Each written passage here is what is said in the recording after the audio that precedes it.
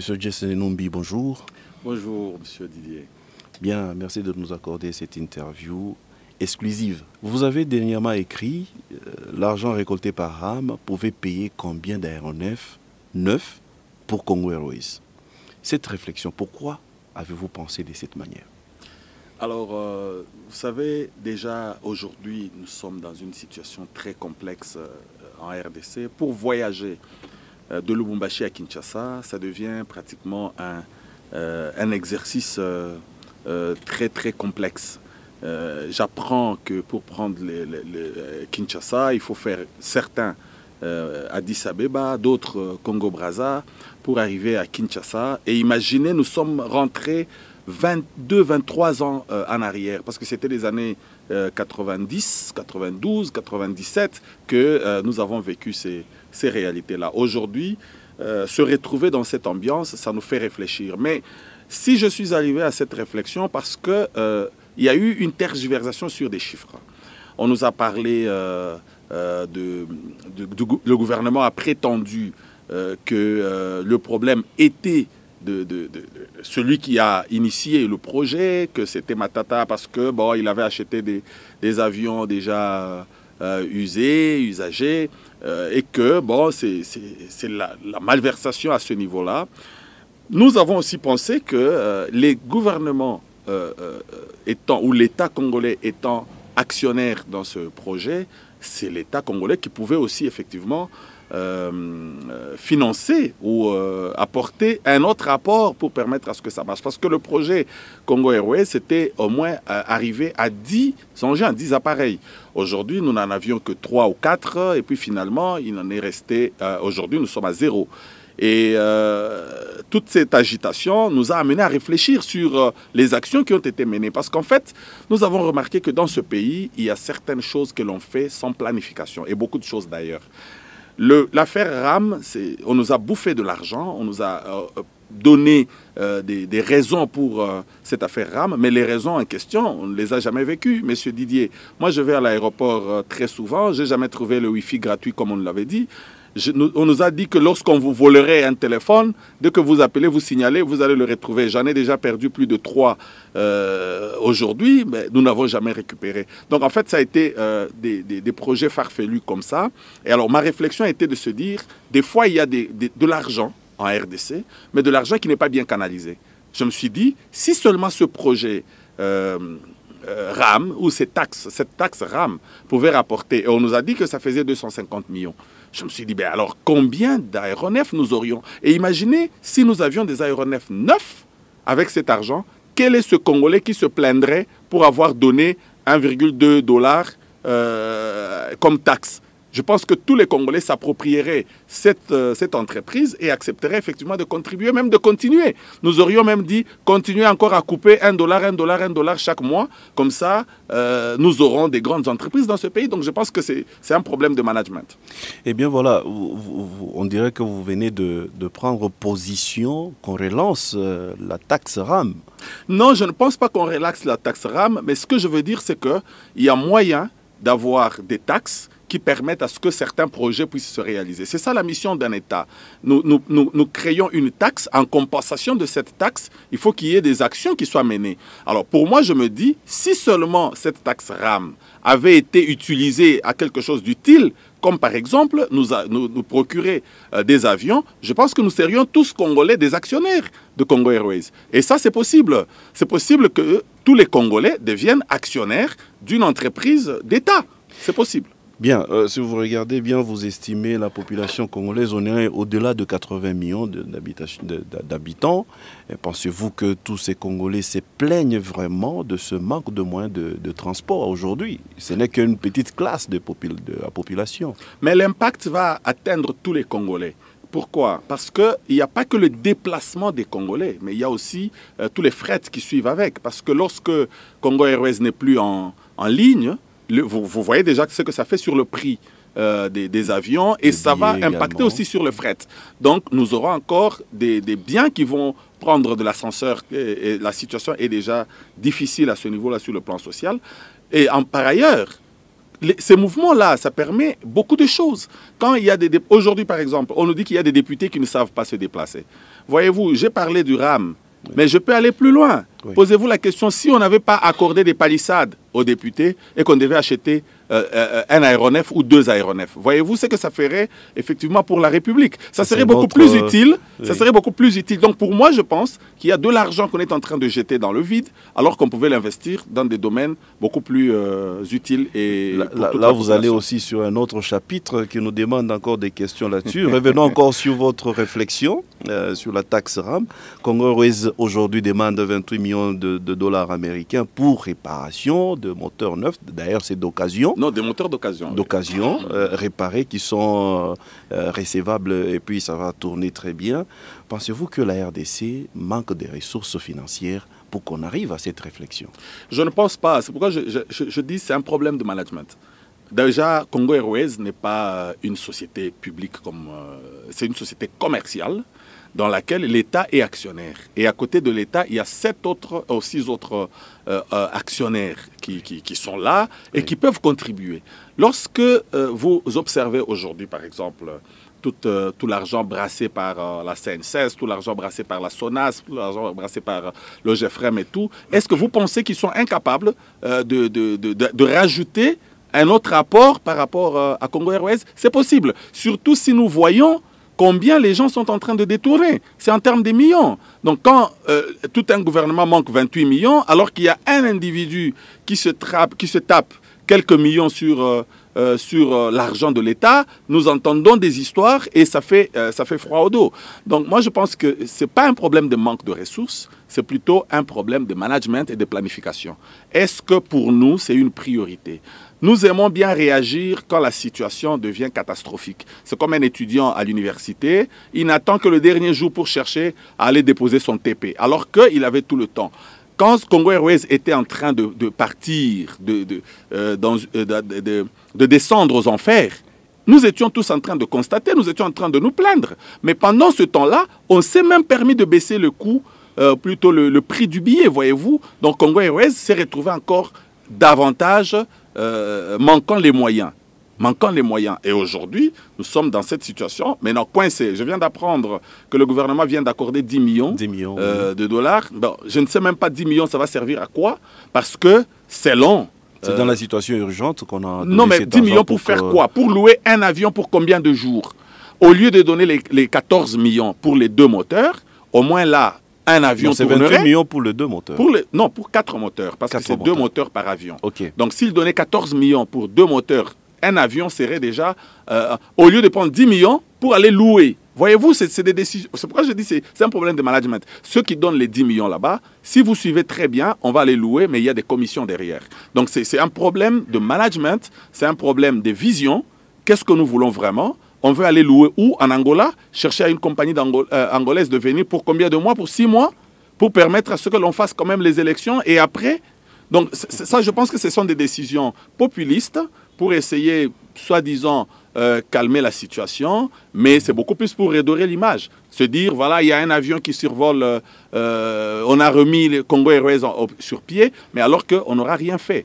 Je pense que c'est possible de relancer. Les ressources, on peut les chercher. Je viens de vous donner juste un exemple. On a récolté ici 250 millions en un clin d'œil. Et tout Congolais a contribué, tous a payé, tout le monde a payé. Exactement, nous avons plaidé également qu'on suspende cette taxe. Oui, mais parce qu'elle ne servait à rien. Mais aujourd'hui, ça peut servir. Alors. Ça peut servir, mais il faudrait que l'on dise honnêtement... Et qu'on relance également. Tout à fait. Cette taxe que nous allons prélever sur tous vos appareils, vos appels et tout ça, nous allons prélever autant et cet argent va servir à ça.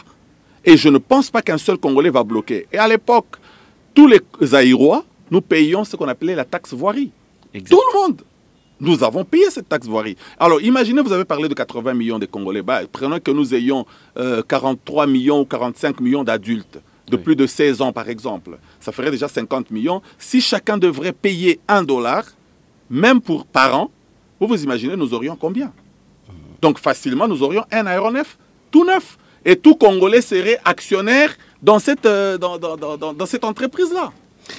Très bien, votre idée est bien perceptible, nous l'avons très bien compris. Je pense que l'État congolais va plutôt relancer aussi cette taxe, si vraiment on veut que... Pas cette taxe nécessairement, mais une taxe qui peut servir effectivement à refinancer. Si c'est nécessaire, effectivement, de trouver des financements, l'État a le pouvoir de créer des taxes. C'est ça même l'État, c'est ça même la force de l'État. On crée des taxes, on crée des impôts.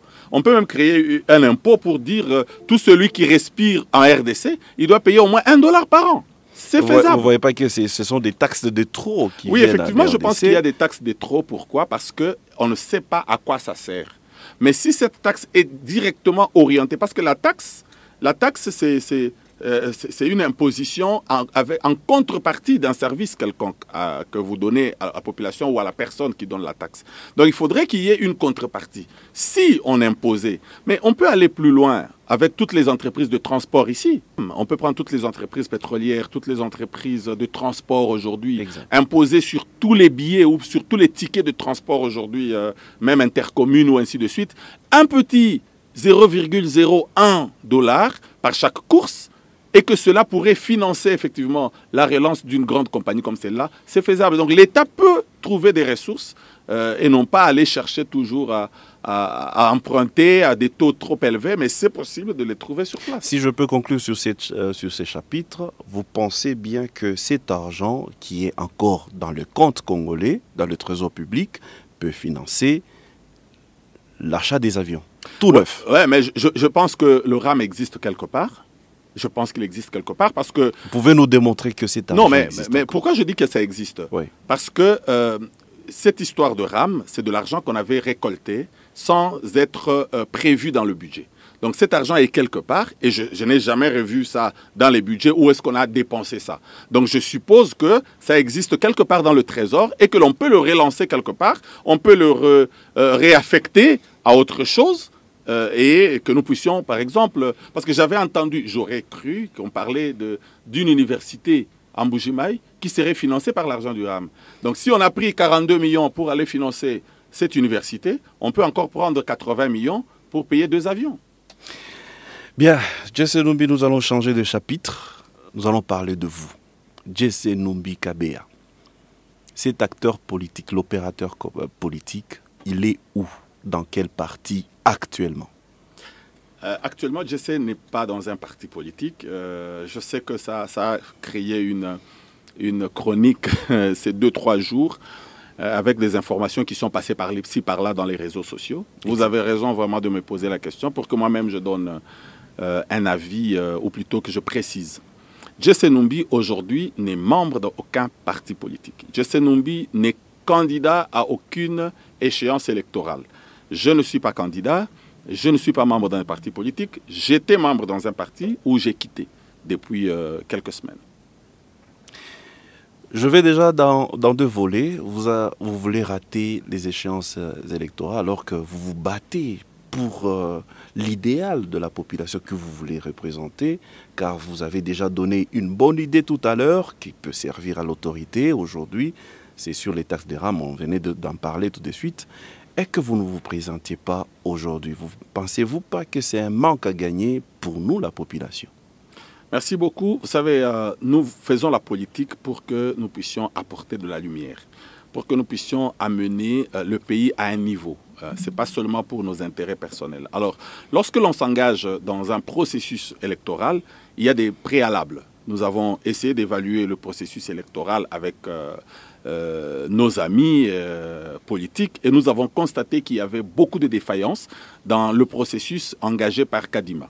Nous avons constaté qu'il y avait beaucoup de germes, de conflictualité par rapport à ces élections et nous nous sommes dit nous n'allons pas prendre le risque de mettre le pays dans une situation embarrassante seulement parce que nous voulons nous retrouver quelque part. Nous avons pensé que ces élections nous devrions rediscuter sur la fiabilité de ces élections parce qu'il ne suffit pas de les organiser. Encore faudra-t-il que ces élections nous amènent la paix et le développement. C'est ça l'objectif de tout politique. Nous avons besoin de la paix, du bien-être du peuple congolais, du développement. Voilà, donc moi j'estime que ce processus ne va pas nous amener vers de bonnes élections et je me suis dit je m'abstiens. Vous avez quitté votre parti politique, RDPS. L'actuel où vous étiez dernièrement, vous étiez au front, vous étiez également le secrétaire général de ce parti. Pourquoi l'avoir abandonné en ce temps des élections pratiquement? Merci. Comme je venais de le dire, lorsque nous faisons la politique, nous avons des idéaux. Je suis au RDPS depuis le mois d'avril, en fait depuis le mois de mai, donc quelques mois seulement. Et quand je suis arrivé, vous savez, deux personnes ne peuvent marcher ensemble que s'ils se mettent d'accord sur certains principes. Nous avons eu quelques principes sur lesquels nous nous sommes mis d'accord pour que nous puissions avancer. Alors, lorsque certaines choses ne m'ont pas arrangé sur le plan politique, j'ai trouvé que mes convictions n'étaient plus... je n'étais plus très à l'aise sur le plan, dans mes convictions. J'ai préféré carrément me retirer. Et sur quoi? Parce que j'apprends beaucoup de choses dans les réseaux sociaux. On raconte ceci, on raconte cela. Tous ces journalistes qui écrivent là ne m'ont pas nécessairement interviewé. Donc, c'est des gens, ils ramassent l'information et ils essayent d'étoffer à leur manière. Donc, ça ne m'engage pas. Mais néanmoins, c'est que l'information, la vraie, c'est qu'effectivement, j'ai démissionné. Alors, pourquoi? Parce qu'il y a eu des divergences sur des orientations politiques. Nous avions des orientations que nous avions retenues ensemble. Et lorsqu'il fallait changer ces orientations-là, moi j'ai estimé que je ne saurais pas m'adapter à cela. Comme je venais de vous dire, par exemple, le processus électoral, moi je l'ai jugé mal orienté et que le processus est en train de nous amener pratiquement vers une catastrophe électorale. Et je me suis dit, nous n'allons pas y aller. Alors, si nous ne nous sommes pas compris sur des principes majeurs, moi je me suis dit, il était de bonne loi pour moi de me retirer pour permettre à ce que le parti puisse avancer correctement. Vous avez parlé de mon engagement, vous avez parlé que j'étais le secrétaire général. Je vous donne juste un petit exemple, monsieur le journaliste. Pouvez-vous imaginer un secrétaire général qui passe et qui contredit son propre parti politique? Je pense que non. Alors, je me suis dit, au lieu que je puisse être en poids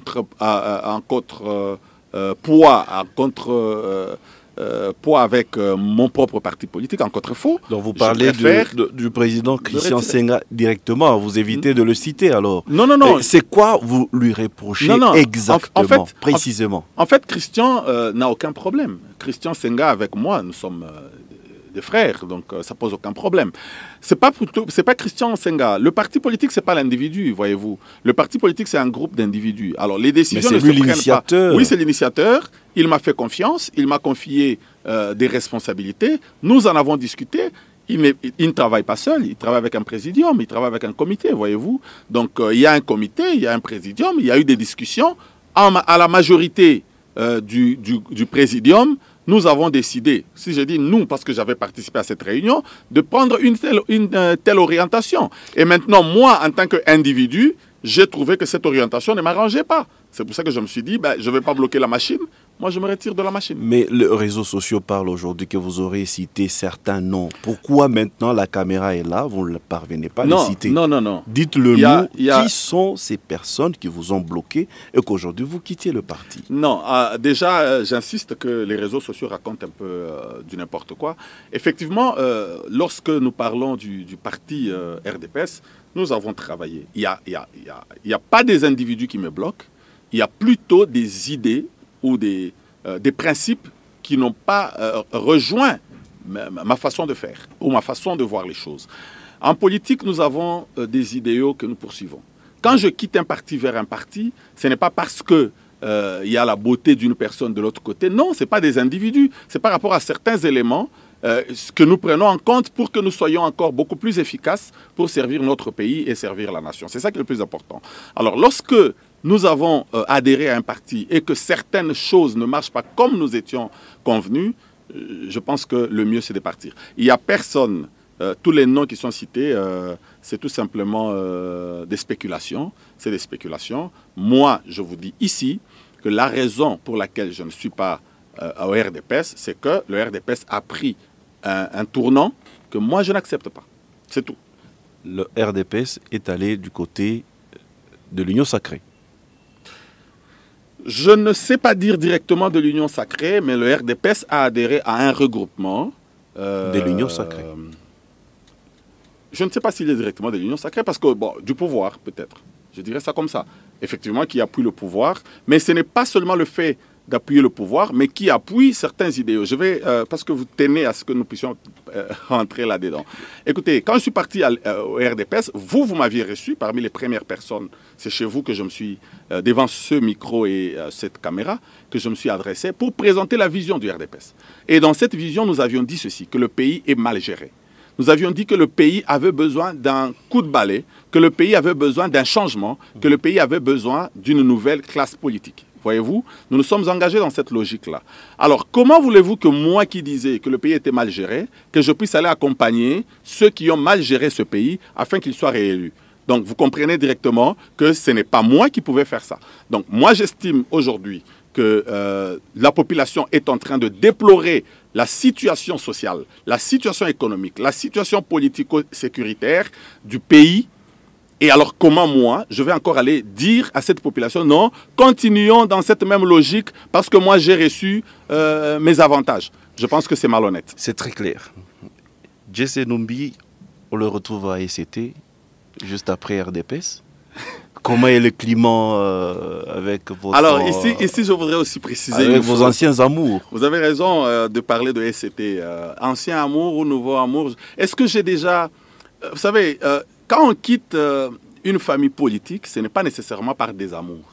Comme je venais de le dire, c'est peut-être par rapport à certaines contingences, par rapport à certains éléments qui ne vous permettent pas d'être plus efficace. C'est comme par exemple, quand, je vais prendre un exemple dans le sport. Quand un joueur va jouer dans une autre équipe, c'est peut-être par rapport à ce que dans tel coin, il ne s'est pas bien retrouvé avec les camarades. Il y a eu peut-être, il n'était peut-être pas à la meilleure place et que de l'autre côté, on lui propose de jouer au 9 et qu'il estime que bon, il peut être plus efficace au 9 qu'au 5, par exemple. Alors, il va essayer de jouer là. Mais ça ne signifie pas que l'autre équipe est si mauvaise que ça. Non, ça n'a rien à voir. Alors, je suis parti de l'ECT sans avoir craché sur mon parti. L'ECT, c'est ma famille. L'ECT, c'est... Toute ma formation, c'est dans l'ECT. J'ai appris qu'il y a quelqu'un qui aurait publié que j'ai vous avez traité l'ECT de ceci ou de cela. Vous avez maltraité. Non, je ne ferai jamais ça. Je ne cracherai jamais ni sur Félix Kabange Mukwampa, ni sur Félix Momat, ni sur Pablo Ngwej. Les trois personnes, les trois médecins qui m'ont accueilli au parti et qui m'ont accompagné. J'ai été formé à l'ECT. Je garde encore la culture de l'ECT. C'est ma famille. Est-ce que je vais rentrer? Ce n'est pas ce que j'ai dit. Mais je pense que ECT, c'est toujours ma famille et on est toujours en contact. Vous avez peur de rentrer parce que vous avez prononcé quelques mots de mal. Non, mais pas du tout, pas du tout. Non, peur de rentrer, je ne pense pas.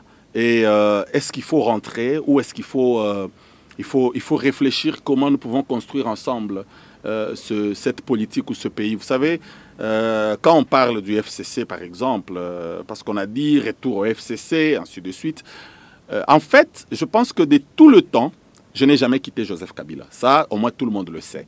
J'ai gardé ma posture. J'ai dit, j'ai quitté le parti, mais je ne quitterai pas Joseph Kabila. Et même le RDPS sait ma position par rapport à cela. Donc ça, ce n'est pas un problème. Mais aujourd'hui, ce que je dois dire, c'est que le pays a plus besoin de nous, de nos bras, pour qu'ensemble nous puissions construire. Et la population est fatiguée de voir les politiques qui ne font que dire des choses le matin, mais en réalité, dans leur cœur, ils n'y croient pas. Je vois beaucoup de gens qui crient aujourd'hui la gloire de tel ou de tel, mais à côté, ils n'y croient pas du tout. Donc moi, je pense que je préfère rester du côté du peuple qui veut le changement. Le peuple veut que nous puissions renouveler cette classe politique. Le peuple veut que ce pouvoir qui est là puisse dégager et que nous puissions mettre d'autres personnes pour qu'ils puissent réorganiser le pays et que demain nous puissions retrouver notre sourire. Joseph Kabila a demandé dernièrement à ses combattants, à ses militants d'être résistants. Êtes-vous de cette classe des résistants? Parce que vous avez dit que vous, c'est Joseph Kabila, pas les autres. Bon, écoutez, c'est d'abord le Congo qui est plus important pour nous. Joseph Kabila, si je l'ai cité, c'est par rapport aux accointances politiques, effectivement. Mais notre problème, c'est le Congo d'abord. Le Congo, c'est notre passion. Et je pense que nous avions déjà cette passion depuis toujours. la résistance, en fait, nous demandons à la population congolaise de résister. En fait, on a demandé la résilience et la résistance. La résilience, pourquoi? Parce que, regardez, la situation s'est empirée. Il y a quelques années, nous ne vivions pas ce que nous vivons aujourd'hui. La situation s'est empirée sur tous les plans. Un autre jour, je reviendrai ici, parce que les gens parlent des bilans, je reviendrai ici pour démontrer comment tous les chiffres sont au rouge. Il n'y a rien qui soit positif, que ce soit les indices sur la corruption, que ce soit l'indice sur le développement humain, que ce soit l'indice sur le droit de l'homme. Tous les éléments sont en régression. Nous y reviendrons dans un autre numéro. Donc, je pense, oui, tout à fait. Oui. Je pense que le peuple doit se résilier, doit résister pour que nous puissions effectivement changer. Joseph Kabila a fait son temps, il est parti. Pourquoi vous tenez toujours à ce nom qui revienne? Pour vous, c'est un modèle. Pour le Congo, c'est le seul qui peut changer le Congo. A fait son temps, ça fait 60 ans. Il n'y a pas un autre acteur politique. Lumumba a fait son temps, ça fait 60 ans, mais on parle de Lumumba jusqu'à aujourd'hui. Et bien sûr, ça c'est l'histoire. Mais et alors, Joseph Kabila, il a fait son temps, il est parti. Mais pourquoi vous celui qui est déjà mort, celui qui est déjà mort, vous acceptez que l'on parle de lui. Kabila qui est encore vivant, vous voulez que nous puissions l'enterrer? Pourquoi vous voulez que nous puissions considérer que lui ne peut pas avoir droit au chapitre en République démocratique du Congo? Je n'ai jamais dit que je voudrais que Joseph Kabila reprenne ou ne reprenne pas. Je ne pense pas que Kabila soit candidat aux élections prochaines. En tout cas, je ne pense pas. Donc, mon débat ou mon problème à moi, c'est que le pays mérite mieux. C'est tout. Bien, M. Jesse Numbi, merci d'avoir encore à nous accorder cette interview exclusive. Nous allons vous retrouver prochainement sur d'autres questions d'actualité. Merci.